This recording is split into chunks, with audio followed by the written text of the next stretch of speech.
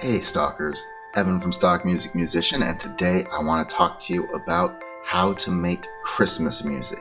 Now, if you're interested in sync licensing your music, and you want to make money at it, making Christmas music and learning how to make holiday music in general, whether that's the Halloween or the 4th of July, St. Patrick's Day, that's where you're going to make a lot of extra money on top of what you're doing. I've made hundreds and hundreds of dollars off of a very few number of Christmas songs, holiday songs, because some of them are not exactly Christmassy, like some Halloween songs and some 4th of July, like Americana type songs. But with it being November, I want to talk to you about Christmas music and how to make it. And I'm going to give you 3 ways you can approach it. So if you're interested in learning more about music licensing, be sure to subscribe to this channel, leave any questions you have below. And also I've got a free 5-day crash course that'll teach you how to get started with music licensing and work out the business side of all this. There's a link to that down below. All right, let's go into how to make Christmas music with 3 easy steps.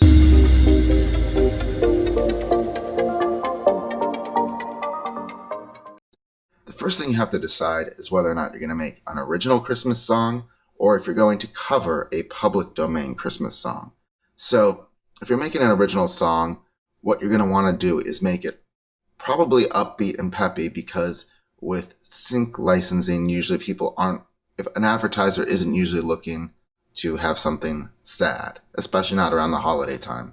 Not to say that plenty of people aren't sad during the holidays, but just in the sync licensing world, it's pretty much about upbeat and the joy and the commercial side of the holiday. So that's the first thing if you're doing it.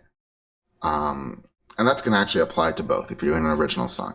The second thing you're going to want to think about if you're doing an original song is using bells as a lead, right? It's just sort of a holiday tradition. You're going to want bells as a lead.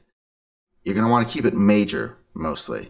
And probably you're going to want a tempo above 120, maybe even faster than that. Finally, if you're doing an original song, I think one other thing to really keep in mind is that you need to really be close to the world of Christmas music. So put on a playlist of Christmas music and get in that headspace, because it's hard to summon the holiday cheer out of nowhere. So listen to a bunch of Christmas songs and then sit down and compose your song. Now, the alternate to this is to do a cover version of a public domain Christmas song. What do I mean by public domain? Well, songs have a copyright. A songwriter gets a copyright to the song, and if that song is under copyright, you can't make a cover of it without paying a fee. But tons and tons of Christmas classics have been around for hundreds of years, and the copyright has expired. So they're in the public domain, and anyone can make a recording of them without having to pay additional fees. That would be songs like, Joy to the World, or Jingle Bells, or Auld Lang Syne. If you just Google public domain Christmas songs, and you want to confirm that they're public domain, but you'll get a list of songs, and there are a lot of the good ones that are free and clear for you to then make covers of. If it's a song that talks about Santa or reindeers or Frosty, it's probably not in the public domain. But if it's more about Jesus or joy or something like that, you're probably good to go, just as a rule of thumb.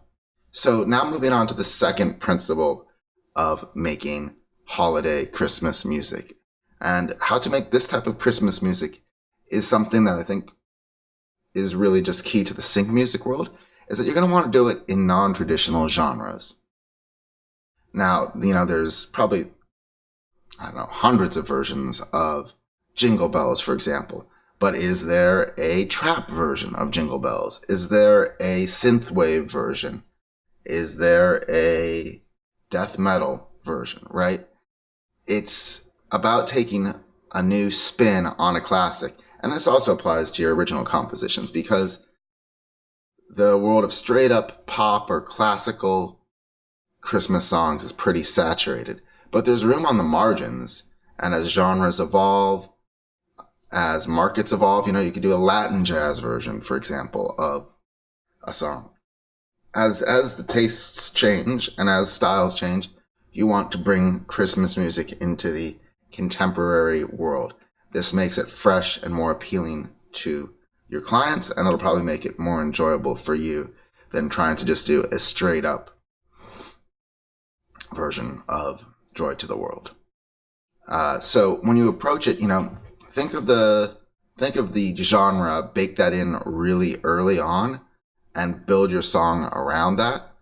But what you'll also find, this is a pro tip, is that if you make the track in one genre, it's not that hard often to save that session, export it, and then start a new session using the exact same files, change up the sound palette, like maybe you originally did a Latin jazz version, and then change it up to an EDM. You've got all the notes and chords.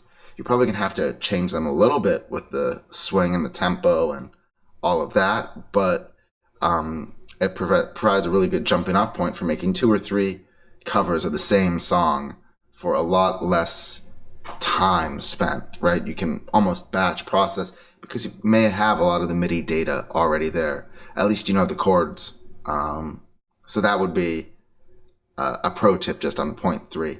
And finally, the third point of how you can make Christmas music, how it works, and how you can be successful licensing Christmas music is to be sure to include sleigh bells. You just got to. You can get sleigh bells samples from like Loop Cloud or from Splice, wherever you want, and make sure that they're in there. Or you can just buy a sleigh bell off of Amazon and go shk, shk, shk, shk, because that is part of the sound, right? It's a tonal palette, probably bells, like I said, sleigh bells, maybe some piano, maybe some choir if you can pull it off. Regardless of what genre you're doing, even if you're doing like a trap or a death metal Christmas song, I think you're going to want sleigh bells in there because that sort of is a shorthand for Christmas. Similarly, you're probably going to want bells. They might sound different though. They could be really scary like doom bells if it's death metal, or high plingy synth bells if it's trap. I'm not saying they're pure bells, but you want to go with the traditional Christmas tone palette. And if you listen to, like I said, if you just listen to a bunch of Christmas music before you hit record, you'll get in the right headspace. I really hope this video on how to make Christmas music for licensing was helpful for you. I hope you take these tips and apply it. And if you want to launch your music licensing business, be sure to click on that link down below and get your free 5-day course. Thanks so much. Bye.